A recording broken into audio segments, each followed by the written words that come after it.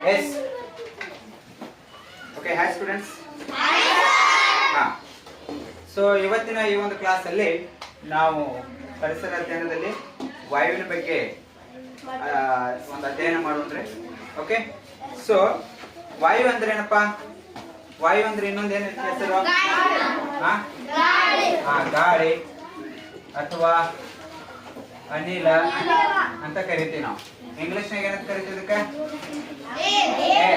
ಇಂಗ್ಲಿಷ್ನಾಗ ಒಂದ ಹೆಸರು ಅದೇನಪ್ಪ ಅಂತ ಹೇಳಿದ್ರೆ ಏರ್. ಓಕೆ, ಸೊ ಈ ಗಾಳಿ ಬಗ್ಗೆ ತಿಳ್ಕೊಳ್ಳೋದು ತುಂಬಾ ನಮಗೆ ಅವಶ್ಯಕ ಇದೆ. ಸೊ ನಮ್ಮ ಈ ಒಂದು ಭೂಮಿ ಏನಿದೆಯಲ್ಲ, ಇದೇನ ಭೂಮಿ ಇದೆಯಲ್ಲ, ಸೊ ಈ ಭೂಮಿಯ ಸುತ್ತಲೂ, ಓಕೆ, ಈ ಭೂಮಿಯ ಸುತ್ತಲೂ ಒಂದು ಗೋಳ ಇದೆ. ಆ ಗೋಳದ ಹೆಸರು ಏನಪ್ಪಾ ಅಂತ ಹೇಳಿದ್ರೆ ವಾಯುಗೋಳ ಅಂತ ಕರಿತೀವಿ ನಾವು. ಏನಂತ ಕರಿತೀವಿ? ವಾಯುಗೋಳ. ಓಕೆ, ಅಂದ್ರೆ ಗಾಳಿಯಿಂದ ತುಂಬಿಕೊಂಡಿದೆ. ಯಾವ್ದ್ರಿಂದ ತುಂಬಿಕೊಂಡಿದೆ ಇದು? ಗಾಳಿಯಿಂದ ತುಂಬಿಕೊಂಡಿದೆ. ಓಕೆ, ಸೊ ನಾವೀಗ ಏನು ವಾಸಿಸ್ತಾ ಇದ್ದೇವೆ, ನಾವೇನೀಗ ಇದ್ದೇವಲ್ಲ, ಪ್ರತಿಯೊಂದು ವಸ್ತುಗಳು, ಪ್ರತಿಯೊಂದು ಈ ಭೂಮಿ ಮೇಲೆ ಏನ್ ಇದ್ದಾವಲ್ಲ, ಅವೆಲ್ಲ ಗಾಳಿಯಲ್ಲೇ ಇದ್ದಾವೆ. ಓಕೆ, ಗುರುತ್ವಾಕರ್ಷಣೆಯ ಬಲದಿಂದ ನಾವು ನೆಲವನ್ನ ಅಂಟ್ಕೊಂಡಿದ್ದೀವಿ. ನಾವು ನೆಲವನ್ನ ಅಂಟ್ಕೊಂಡಿದ್ದೀವಿ ಅಂದ್ರೆ ಭೂಮಿ ನಮಗೆ ಏನ್ ಮಾಡಿದೆ? ಆಕರ್ಷಣೆ ಮಾಡಿದೆ ಗುರುತ್ವಾಕರ್ಷಣೆ ಬಲದಿಂದ. ಓಕೆ, ಈ ನೆಲದ ಮೇಲೆ ಇಂತಿಷ್ಟು ಮೀಟರ್ ವರೆಗೆ ನಾವು ಮೇಲೆ ಹೋದರೆ ಗಾಳಿ ತುಂಬಿಕೊಂಡಿದೆ. ಸೊ ಗಾಳಿ ಯಾವ್ಯಾವ್ದ್ರಿಂದ ತುಂಬಿಕೊಂಡಿದೆ ಅನ್ನುವಂಥದ್ದು ನಮಗೆ ಬೇಕು. ಸೊ ಇದಕ್ಕೆ ನಾವೇನಂತ ಕರಿತೀವಿ ಅಂತ ಹೇಳಿದ್ರೆ ವಾಯುವಿನ ಸಂಯೋಜನೆ ಅಂತ ಕರಿತೀವಿ ನಾವು. ಏನಪ್ಪಾ? ವಾಯುವಿನ ಸಂಯೋಜನೆ. ಓಕೆ, ಸೊ ಯಾವ ರೀತಿಯಾಗಿ ಅಂತ ಹೇಳಿದ್ರೆ, ಓಕೆ, ಇದು ಟೋಟಲ್ 100%. ಇದು ಒಂದು ಪೂರ್ತಿಯಾಗಿ ಕಾಣುವುದೇನು ನಿಮ್ದು? ಇದೊಂದು 100% ಇರುವಂತದ್ದು. ಇದರಲ್ಲಿ ಟೋಟಲ್ ಗಾಳಿ ಅಂದ್ರೆ ವಾಯು ಅನ್ನುವಂಥದ್ದು ಯಾವ್ಯಾವ ಇದ್ದಾವ ಅನ್ನುವಂಥದ್ದು. ಸೊ ಅದರಲ್ಲಿ ಒಂದೇದು ಯಾವ್ದಪ್ಪ ಅಂತ ಹೇಳಿದ್ರ ಆಮ್ಲಜನಕ. ಓಕೆ, ಆಮ್ಲಜನಕ ಅಂತ ಹೇಳಿದ್ರೆ ಆಕ್ಸಿಜನ್. ಓಕೆ, ಏನಿದು? ಆಕ್ಸಿಜನ್ ಅಂದ್ರೆ ನಾವು ಉಸಿರಾಡುವಂತಹ ಒಂದು ಪ್ರಾಣವಾಯು, ಗಾಳಿಯಲ್ಲಿ ಇದು ಒಂದು ಭಾಗ. ಅದಾದ ನಂತರ ಎರಡನೇದು ಯಾವಪ್ಪ ಅಂತ ಹೇಳಿದ್ರೆ ಇಂಗಾಲದ ಡೈಆಕ್ಸೈಡ್. ಓಕೆ, ಸೊ ಇದು ಆಮ್ಲಜನಕ ಆದ ನಂತರ ಇಂಗಾಲ ಡೈಆಕ್ಸೈಡ್. ಅಂದ್ರೆ ನಾವೇನು ಉಸಿರು ಬಿಡ್ತೀವಲ್ಲ ವಾಪಸ್ಸು, ಅದು ಇಂಗಾಲ ಡೈಆಕ್ಸೈಡ್. ಮತ್ತೆ ನಾವು ಉರಿ ಹಚ್ಚಿದಾಗ ಅಂದ್ರೆ ಬೆಂಕಿ ಹಚ್ಚಿದಾಗ ಅಲ್ಲಿ ಏನೋ ಒಂದು ಹೊಗೆ ಇಳುತ್ತದಲ್ಲ, ಅದು ಏನಪ್ಪಾ?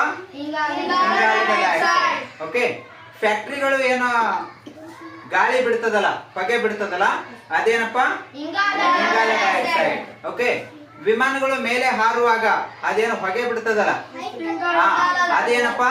ಇಂಗಾಲ ಡೈಆಕ್ಸೈಡ್. ಓಕೆ, ಸೊ ಇಂಗಾಲ ಡೈಆಕ್ಸೈಡ್ ಈ ರೀತಿಯಾಗಿ ನಮ್ಮ ಒಂದು ವಾಯು ವಾತಾವರಣದಲ್ಲಿ ಆ ತರ ಉತ್ಪತ್ತಿ ಆಗತ್ತೆ. Okay, yes. ಮತ್ತೆ ಮೂರನೇದು ಯಾವ್ದಪ್ಪ ಅಂತ ಹೇಳಿದ್ರೆ ಅದು ನೈಟ್ರೋಜನ್. ಯಾವುದು? ನೈಟ್ರೋಜನ್. ಓಕೆ, ಇವು ಮೂರು ವಾಯುಗೋಳದಲ್ಲಿ ಇವು ಮೂರು ಅದಾವ ಟೋಟಲ್. ಸೊ ಇವು ಮೂರು ಟೋಟಲ್ 100ರಲ್ಲಿ ಎಷ್ಟು ಭಾಗ ಇದ್ದಾವೆ ಅನ್ನುವಂಥದ್ದು ನಮಗೆ ಗೊತ್ತಾಗಬೇಕಲ್ಲ. ಓಕೆ, ಸೊ ಅದು ಯಾವ ರೀತಿ ಅಂತ ಹೇಳಿದ್ರೆ ನೋಡಿ, ಈ ನೈಟ್ರೋಜನ್ ಏನಿದೆಯಲ್ಲ ಇದು ಟೋಟಲಿ ಎಷ್ಟು? 76 ಅಲ್ಲ, 78%. ಎಷ್ಟು ಪರ್ಸೆಂಟೇಜ್ ಇದೆ? 78% ಏನಿದೆ? ನೈಟ್ರೋಜನ್ ಇದೆ. ಓಕೆ, ಸೊ ನೈಟ್ರೋಜನ್ ಟೋಟಲ್ ವಾಯುಗೋಳದಲ್ಲಿ 100ಕ್ಕೆ 78ರಷ್ಟು ಅದೇ ತುಂಬಿಕೊಂಡಿದೆ. ನಾವು ಯಾವ್ದಾರ ಒಂದು ಫಂಕ್ಷನ್ ಅಲ್ಲಿ ಆಗಿರ್ಬೋದು ಅಥವಾ ಜಾತ್ರೆಯಲ್ಲಿ ಆಗಿರ್ಬೋದು, ಈ ಬಲೂನ್ ಬಿಟ್ಟ ತಕ್ಷಣ ಹಾರಿ ಹೋಗ್ತಾವ ಗೊತ್ತಾ? ಅದರಲ್ಲಿ ಯಾವ ಗಾಳಿ ತುಂಬಿರ್ತಾರೆ? ನೈಟ್ರೋಜನ್ ತುಂಬಿರ್ತಾರೆ. ನೈಟ್ರೋಜನ್ ತುಂಬಾ ಹಗುರ. ಇಂಗಾಲ ಡೈಆಕ್ಸೈಡ್ ಮತ್ತು ಆಮ್ಲಜನಕ್ಕಿಂತನೂ ಅದೇನಿದೆ ತುಂಬಾ ಹಗುರವಾದಂತ ಗಾಳಿ. ಹಾಗಾಗಿ ಅದು ಈ ಅತಿ ಭಾರವಾದ ಗಾಳಿ ಯಾವ್ದಪ್ಪ ಅಂದ್ರೆ ಅದು ಆಮ್ಲಜನಕ. ಈ ಆಮ್ಲಜನಕ ಮತ್ತು ನೈಟ್ರೋಜನ್ ಮಧ್ಯದಲ್ಲಿ ಇಂಗಾಲ ಡೈಆಕ್ಸೈಡ್ ಇರ್ತದೆ. ಓಕೆ, ಸೊ ಹಾಗಾಗಿ ನೈಟ್ರೋಜನ್ ಈಗ ನಮ್ಮ ಭೂಮಿ ನೆಲ ಏನಿದೆಯಲ್ಲ, ನಾವೇನ್ ನಿಂತ್ಕೊಂಡಿದೀವಲ್ಲ, ಈ ಮಟ್ಟದಲ್ಲಿ ಅದನ್ನ ಹಿಡಿದ್ರೆ ಅದು ನಿಂತ್ಕೊಳ್ಳೋದಿಲ್ಲ. ಅದೇನ್ ಮಾಡ್ತದೆ, ಹೋಗ್ಲಿಕ್ಕೆ ಪ್ರಯತ್ನ ಪಡ್ತದೆ. ತನ್ನ ಒಂದು ಮನೆ ಎಲ್ಲಿದೆಯಲ್ಲ, ತನ್ನ ಅದ್ರದ್ದೊಂದು ಏರಿಯಾ ಏನಿದೆಯಲ್ಲ ಅಲ್ಲಿ ತಲುಪುವವರೆಗೂ ಅದು ನಿಲ್ಲೋದಿಲ್ಲ ನಮ್ಮ ಕೈಯಿಂದ. ಅರ್ಥ ಆಯ್ತಲ್ಲ? ಸೊ ಹಾಗಾಗಿ ಬಲೂನಲ್ಲಿ ತುಂಬಿದಂತ ನೈಟ್ರೋಜನ್ ಪಟ್ಟನ ಹಾರಿ ಹೋಗ್ಬಿಡ್ತಾವ. ಮನೆಯಲ್ಲಿ ನಾವೇನಾದ್ರೂ ಅದನ್ನ ಬಿಟ್ರೆ ಟೆರೆಸ್ ಹೋಗಿ ನಿಂತ್ಕೊಳ್ತಾವ. ಹೌದಲ್ಲ? ಟೆರೆಸ್ ಹೋಗಿ ಅಲ್ಲಿ ನಿಂತ್ಕೊಳ್ತಾವ. ಸೊ ಹಾಗಾಗಿ ನೈಟ್ರೋಜನ್ ಇದು ತುಂಬಾ ಹಗುರವಾದದ್ದು. ಇದು ಇಡೀ ವಾಯುಗೋಳದಲ್ಲಿ 78% ಅದೇ ತುಂಬಿಕೊಂಡಿದೆ. ಅದಾದ ನಂತರ ಓಕೆ, ಈ ಕಾರ್ಬನ್ ಡೈಆಕ್ಸೈಡ್ ಮತ್ತು ಆಕ್ಸಿಜನ್ ಏನಿದೆಯಲ್ಲ, ಅಂದ್ರೆ ನಮ್ದು ಆಮ್ಲಜನಕ ಏನಿದೆಯಲ್ಲ, ಅದು ಎಷ್ಟು ಪರ್ಸೆಂಟೇಜ್ ಇದೆ? 21%. ಅಂದ್ರೆ ಇಷ್ಟು 21% ಏನಿದೆಪ್ಪ? ಆಮ್ಲಜನಕ. ಓಕೆ, ಅಂದ್ರೆ ನಾವು ಉಸಿರಾಡುವಂತಹ ಗಾಳಿ ಇಡೀ ವಾಯುಗೋಳದಲ್ಲಿ ಕೇವಲ ಎಷ್ಟಿದೆ? 21% ಅಷ್ಟೇ ಇದೆ ಅಲ್ವಾ? ಸೊ ಈ 21% ಅನ್ನ ನಾವು ಚೆನ್ನಾಗಿ ಕಾಪಾಡ್ಕೋಬೇಕು. ಅದನ್ನ ಹಾಳು ಮಾಡಬಾರ್ದು. ನಾವು ಹಾಳು ಮಾಡಿದ್ರೆ ನಮಗೆ ಉಸಿರಾಡ್ಲಿಕ್ಕೆ ತೊಂದರೆ ಆಗ್ತದೆ. ಅದಾದ ನಂತರ ಇಂಗಾಲ ಡೈಆಕ್ಸೈಡ್ ಎಷ್ಟಿದೆಪ್ಪ? 0.9. ಎಷ್ಟಿದೆ? ಇಲ್ಲಿ 0.04% ಯಾವುದಿದೆ? ಇಂಗಾಲದ ಡೈಆಕ್ಸೈಡ್. ಓಕೆ, ಸೊ ಇಲ್ಲಿ ಮುಂದೆ ಬರ್ದ್ಬಿಡ್ತೇನೆ ನಾನು. ಇದು 78%, ಇದು 21%, ಇದು 0.04%. ಓಕೆ, ಸೊ ಇವು ಮೂರು ಏನಾಯ್ತು? ಗಾಳಿಯಲ್ಲಿರುವಂತಹ ಅನಿಲಗಳು ಇವೆಲ್ಲ, ಅಂದ್ರೆ ಗಾಳಿ. ಈಗ ಇನ್ನು ಇಲ್ಲೊಂದಿಷ್ಟು ಉಳಿದಿದೆ, ಹೌದಾ? ಸೊ ಅದು ಏನು? 4ನೇದು ಅದೇನಪ್ಪಾ ಅಂತ ಹೇಳಿದ್ರೆ ನೀರಾವಿ ಆಗಿರ್ಬೋದು. ಯಾವುದು? ನೀರಾವಿ ಆಗಿರ್ಬೋದು, ಮತ್ತೆ ಜಡ ಅನಿಲಗಳು ಆಗಿರ್ಬೋದು, ಜಡ ಅನಿಲ ಆಗಿರ್ಬೋದು, ಮತ್ತು ಧೂಳಿನ ಈ ಕಣಗಳೇನದಾವಲ್ಲ, ನಮ್ಮ ಮಣ್ಣು ಗಾಳಿಯಲ್ಲಿ ಕೂಡಿಕೊಳ್ತದೆ, ಗೊತ್ತಾ? ಓಕೆ, ಈಗ ಸೂಕ್ಷ್ಮ ದರ್ಶಕ ನೋಡಿ, ಈ ಒಂದು ಕ್ಲಾಸ್ ರೂಮ್ ಅಲ್ಲಿ ಏನಿಲ್ಲ, ನಮಗೆ ಗಾಳಿ ಇದೆ ಆದ್ರೆ ಕಾಣ್ತಾ ಇಲ್ಲ, ಅದು ಗೊತ್ತಾಗೋದಿಲ್ಲ ನಮಗೆ ಗಾಳಿ ಇದೆ ಅಂತ ಹೇಳಿ. ಯಾವಾಗ ಒಂದು ಏನೋ ಈ ಒಂದು ಶೆಡ್ಡಿನಲ್ಲಿ ಒಂದು ಹೋಲ್ ಇತ್ತು ಅಂತ ಹೇಳಿದ್ರೆ, ಆ ಹೋಲಿನಲ್ಲಿ ಸೂರ್ಯನ ಬೆಳಕು ಬಿದ್ದಿತ್ತು ಅಂತ ಹೇಳಿದ್ರೆ, ಅವಾಗ ನಮಗ ಸ್ಪಷ್ಟವಾಗಿ ಆ ಗಾಳಿಯಲ್ಲಿ ಧೂಳು ಎಷ್ಟಿದೆ ಅನ್ನೋದು ಕಾಣ್ತದೆ. ನಮ್ಮ ಮನೆಗಳಲ್ಲಿ ಇದು ಅನುಭವ ಆಗ್ತದಲ್ಲ, ಆಗಿದೆಯಲ್ಲ? S, very good. ಸೊ ಆ ರೀತಿಯಾಗಿ ಈ ಧೂಳಿನ ಕಣಗಳಾಗಿರ್ಬೋದು, ಯಾಕಂದ್ರೆ ಗಾಳಿ ಬಿಟ್ಟಾಗ ಮಣ್ಣಿನಲ್ಲಿರುವಂತಹ ಧೂಳು ಏನಿದೆಯಲ್ಲ, ಮಣ್ಣಿನ ಕಣಗಳು ಅದು ಗಾಳಿಯಲ್ಲಿ ಕೂಡ್ಕೊಳ್ತದೆ, ಹಾರ್ತದ. ಸೊ ಅದು ವೇಟೇಜ್ ಕಡಿಮೆ ಇರೋದ್ರಿಂದ, ಹಗುರ ಆಗಿರೋದ್ರಿಂದ ಏನಾಗುತ್ತೆ ಅಲ್ಲಿ, ಅದು ಗಾಳಿಯಲ್ಲೇ ತೇಲಾಡ್ತಾ ಇರ್ತದೆ. ಅದು ನೆಲಕ್ಕೆ ಕುಳ್ಬೇಕಾದ್ರೆ, ನೆಲಕ್ಕೆ ಬೀಳ್ಬೇಕಾದ್ರೆ ಟೈಮ್ ತಗೊಳ್ತದೆ ಸಿಕ್ಕಾಪಟ್ಟೆ. ಆಯ್ತಾ? ಹೊಳೆ ಇನ್ನೊಂದೇನೋ, ಈ ನೀರಾವಿ, ನೀರಿನ ಕಣಗಳು.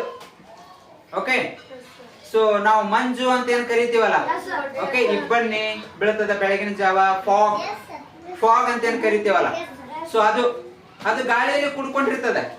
ಅಂಡ್ ಪ್ರತಿ ಕ್ಷಣ ಸೂರ್ಯನ ಬೆಳಕು ಸಮುದ್ರ ಮೇಲೆ, ನದಿಗಳ ಮೇಲೆ ಬಿಟ್ಟಾಗ ಆ ನದಿಯ ನೀರೇನಾಗ್ತದೆ, ನದಿಯಲ್ಲಿ ಇರುವಂತ ನೀರು ಆವಿಯಾಗಿ, ನೀರಿನ ಆವಿಯಾಗಿ ಅದು ಗಾಳಿಯಲ್ಲಿ ಕೂಡ್ಕೊಂಡು ಮೋಡ ಆಗಿ ನಂತರ ಮತ್ತೆ ಮಳೆಯಾಗಿ ಬೀಳ್ತದಂತ ಮೊನ್ನೆ ನಾವು ತಿಳ್ಕೊಂಡಿದೀವಲ್ಲ.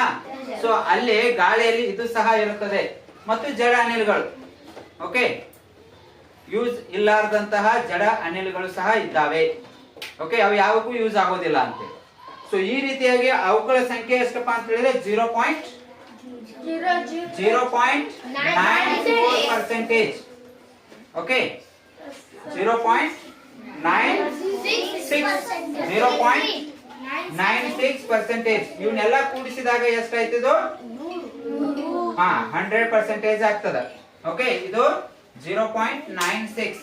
ಸೊ 96 ಮತ್ತು ಇದು 4 ಎರಡು ಕೂಡಿಸಿದ್ರೆ 1 ಆಯ್ತು. ಆ ನಂತರ ಇದು 21 ಒಂದು 78. ಓಕೆ, 78 21 ಎಷ್ಟಾಯ್ತು? 99. ಮತ್ತೆ ಇವು ಎರಡು ಅಂದ್ರೆ ಯಾವ್ಯಾವು? ಇಂಗಾಲ ಡೈಆಕ್ಸೈಡ್ ಮತ್ತು ನೀರಾವಿ, ಜಡ ಅನಿಲ, ಧೂಳಿನ ಕಣಗಳು ಇವೆಲ್ಲ ಸೇರಿಕೊಂಡು 1% ಈ ಒಂದು ವಾಯುಗೋಳದಲ್ಲಿ ನಮಗೆ ನೋಡ್ಲಿಕ್ಕೆ ಸಿಗತ್ತೆ. ಇವೆಲ್ಲ ಸೇರ್ಕೊಂಡೆ ನಾವೇನಂತ ಕರಿತೀವಿ? ಇದಕ್ಕೆ ವಾಯುಗೋಳ. ಇವೆಲ್ಲ ಸೇರ್ಕೊಂಡು ಏನಾಗತ್ತಿದು ವಾಯುಗೋಳ ಅಂತ ಆಗ್ತದೆ. ವಾಯುಗೋಳ. ಓಕೆ, ಇಷ್ಟ ಅರ್ಥ ಆಯ್ತಲ್ಲ? ಎಸ್. ಸೊ ಪ್ರಶ್ನೆ ಏನಪ್ಪಾ ಅಂದ್ರೆ ಭೂಗಳ ಸುತ್ತಲ ಒಂದು ಕವಚವಾಗಿ ಹರಡುವುದು ಏನಪ್ಪಾ ಅದು? ಭೂಗೋಳ ಸುತ್ತ ಹರಡಿರುವ ಒಂದು ವಾಯುವಿನ ಒಂದು ಇದಕ್ಕೆ ಏನಂತ ಕರಿತೀವಿ ನಾವು? ವಾಯುಗೋಳ. ಕವಚವನ್ನ, ಒಂದು ಕವಚ ಹರಡಿದೆಯಲ್ಲ, ಆ ಹರಡಿರುವಂತ ಕವಚಿಗೆ ನಾವ್ ಏನಂತ ಕರಿತೀವಿ? ವಾಯುಗೋಳ. ತಲೆಯಲ್ಲಿ ಇಟ್ಕೊಳ್ರಿ. ಮತ್ತೆ ಈಗ ನೆಕ್ಸ್ಟ್ ಇದರಲ್ಲಿ ಇವುಗಳ ಒಂದು ಏನು ಉಪಯೋಗ, ಕೆಲಸ ಏನಿದೆ ಅನ್ನುವಂಥದ್ದು ನಾವು ಅದನ್ನ ತಿಳ್ಕೊಬೇಕಲ್ಲ. ಓಕೆ, ನೋಡಿ, ಪ್ರಾಣಿಗಳು ಮತ್ತು ಸಸ್ಯಗಳ ಉಸಿರಾಟಕ್ಕೆ ಬೇಕಾದ ಅನಿಲ ಯಾವುದು? ಪ್ರಾಣಿ ಅಂತ ಹೇಳಿದ್ರೆ ಮನುಷ್ಯರು ಬಂತು. ಓಕೆ, ಆನಿಮಲ್ಸ್ ಬಂತು.